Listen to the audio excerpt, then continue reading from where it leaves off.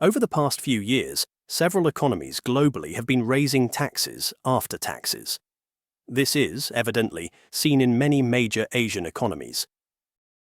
In Japan, the country has raised their consumption taxes from 5% back in 2013 to over 10% by 2019.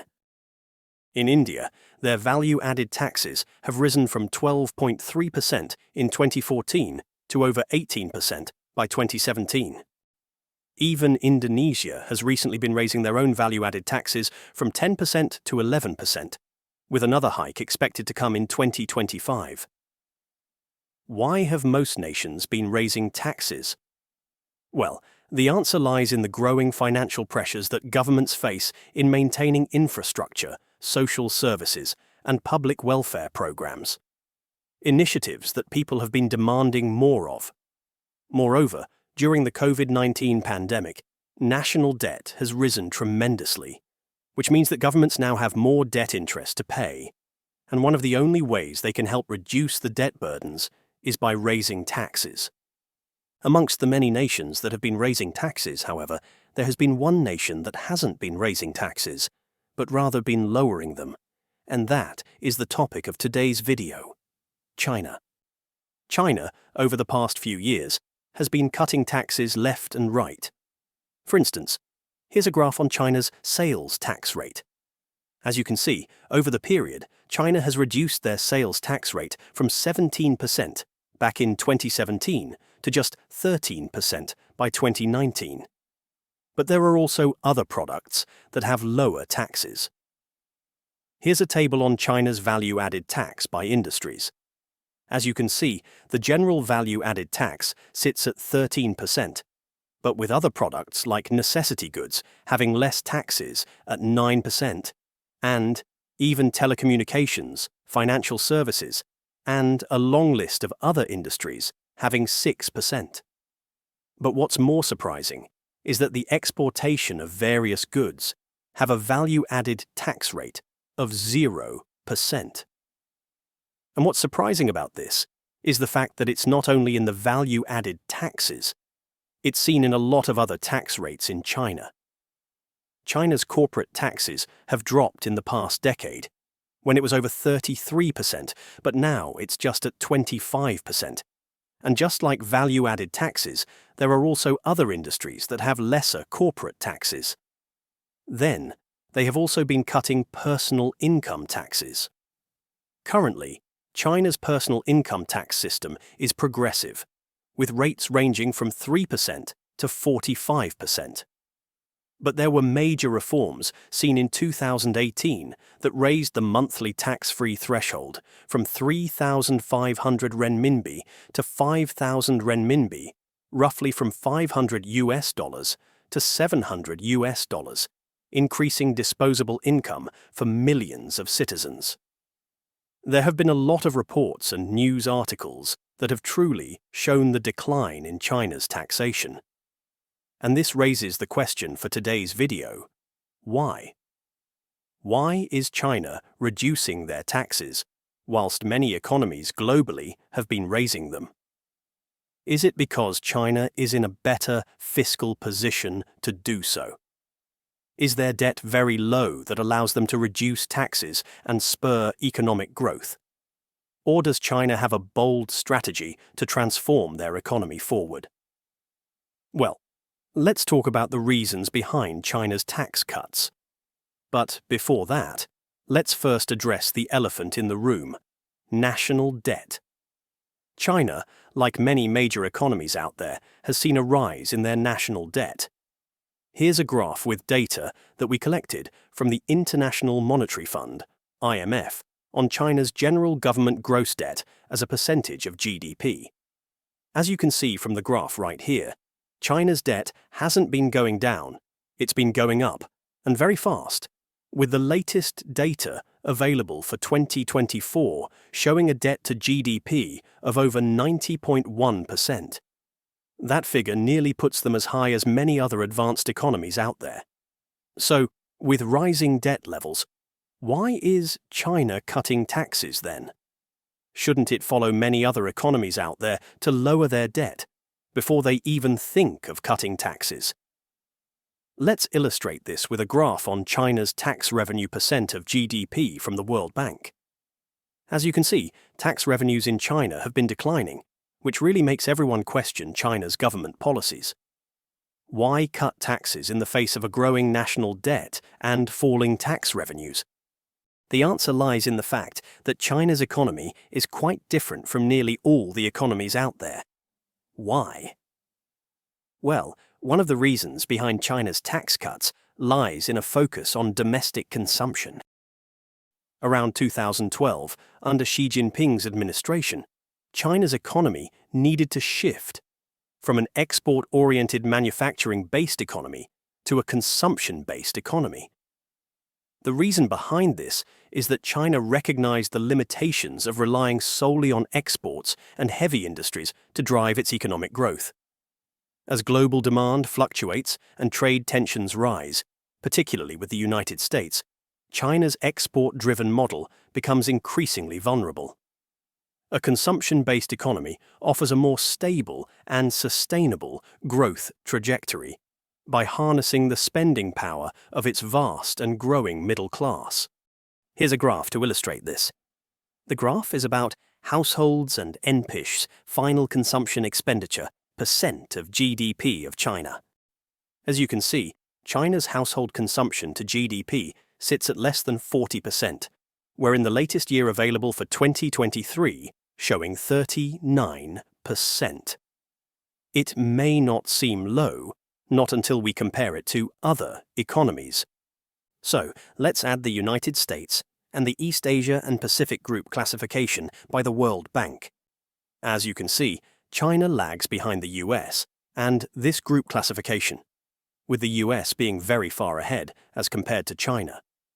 Thus, by cutting taxes, the government then hoped that the extra disposable income will flow through to consumer spending, driving up that share of GDP. The second reason for China's tax cuts is because of their economic slowdown. In the early 2010s, China's once double-digit GDP growth began to slow. Although growth rates remain higher than in many developed countries, the slowdown has put pressure on policymakers to maintain momentum.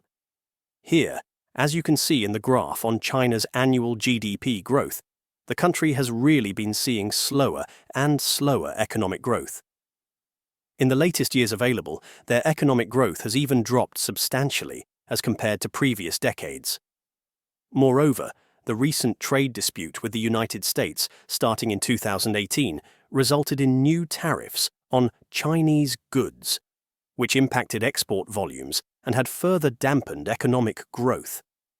Then, there's also China's property market, which historically has been a major driver of both local government revenue through land sales and overall economic growth. But as China faced a slump in their real estate sector, many of these benefits were eroded. Thus, the government then had to find a way to fix the slowdown, and one of the ways one can do so is no other than cutting taxes. By cutting taxes, China hopes to support many small and medium-sized enterprises, SMEs, continue technological developments, and even boost employment and social stability. We can even see these become more evident in the past few months. As many know, China has been facing severe slowdowns. Here's a graph on China's inflation rate from 2000 to the latest data available. As you can see, there's a clear shift from consistent inflation to very low inflations. But on a monthly basis, there's even deflation. This is a result of weakening domestic demand and broader economic challenges.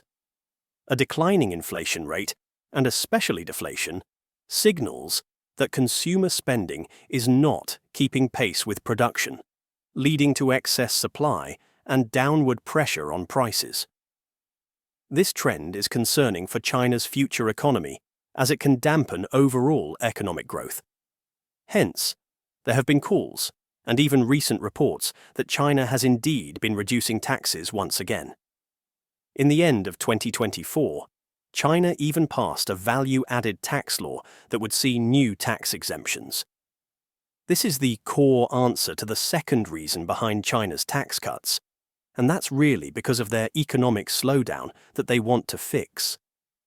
Now, these aren't the only reasons behind China's tax cuts, but they are amongst the most important ones that we see out there. But let's now talk about the problems and impacts that these tax cuts may bring to China. The first is, of course, a reduction in revenues. Here's a graph on China's general public budget.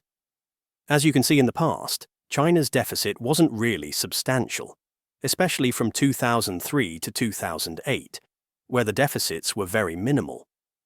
But starting in 2013, the deficits started to increase to 1 trillion Chinese yuan, and further deficits increased to as much as 4.88 trillion Chinese yuan in 2023. Here's another graph on China's actual government deficit as a percentage of GDP. This, again, showcases China's growing government budget deficit. But what's wrong with this? Well, it is the fact that as China continues to cut taxes, governments, from central and local, are expected to maintain infrastructure spending and public services. Put simply, if they cut taxes, that doesn't mean they should cut people's welfare spendings, right? That doesn't equate to lesser infrastructure investments. If they do so, their economic slowdown that they don't want to happen may occur faster than expected, and even worse than it should be. Hence, the underlying problems that this may bring would then be an increase in China's national debt. But the good part about this is that while tax revenues have declined, overall revenues of China have actually been stable. Here's another graph with data that we collected from the World Bank on China's revenue, excluding grants as a percentage of GDP. As you can see, while tax revenues were on decline, revenues had been quite stable. Why? Well, one of the reasons behind this is because of social contributions. Here's another graph on that matter. As you can see, social contributions, as a percent of revenue, have been rising fast. What this social contribution is about is payments made by employers, employees, and the self-employed to government-managed funds, primarily for social insurance programs like pensions, healthcare, and unemployment benefits. These contributions are not classified as taxes, but play a significant role in boosting overall government revenue. By increasing reliance on social contributions, China has been able to offset declining tax revenues while funding its expanding social welfare programs. But is this enough? Well, considering China's national debt has steadily grown, you can make a case arguing that it is not. But the case for tax cuts may actually be good, despite the growing debt, and it's not just due to economic slowdown itself, but rather to incentivize specific industries. Just like what we saw in earlier graphs, China has given out tax cuts as much as 0% in specific industries. This is a reflection of China's strategy to make some businesses become more successful. These businesses are mostly related in key industries like technology, semiconductors, and green energy. By cutting taxes from them, China's government not only hopes that economic slowdown would be dealt with, but some businesses that they want to succeed do succeed, and in some cases on the global stage. So, as you can see, China's tax cuts are important, and what we've discussed here is just the tip of the iceberg. But anyway, do let us know what you think. Thanks for watching.